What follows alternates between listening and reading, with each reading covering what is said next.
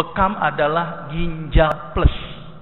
Ginjal adalah organ yang mengeluarkan racun-racun atau zat hasil sistem metabolisme yang tidak berguna tetapi larut dalam air. Contohnya apa? Urium, terus kemudian apa? Kreatinin, asam urat, kolesterol. Tapi masalahnya kolesterol tidak larut dalam air sehingga ginjal tidak bisa membuang kolesterol. Dia hanya membuang urium, kreatinin, asam urat. Terus bagaimana kolesterol bisa dibuangkan, Pak? Kolesterol bisa dibuang ketika tadi bekam. Bekam adalah fase pembuangan ginjal plus. Artinya apa yang dibuang ginjal dibuang juga oleh bekam, tapi apa yang dibuang oleh ginjal yang tidak dibuang sama ginjal tapi dibuang oleh bekam.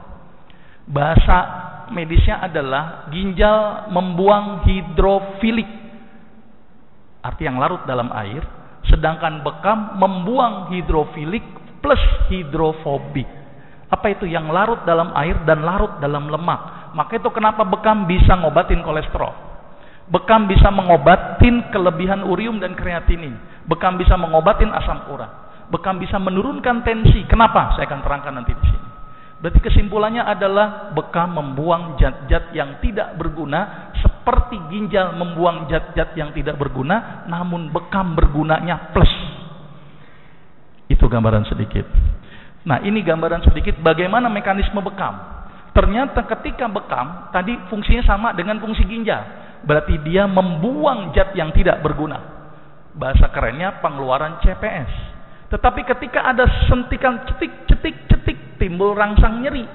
Ternyata rangsang nyeri ini akan merangsang ke otak langsung.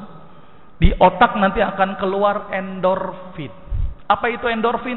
Zat yang bikin kita bahagia, kita tenang, tensi tidak terlalu tinggi. Itu keluarlah endorfin.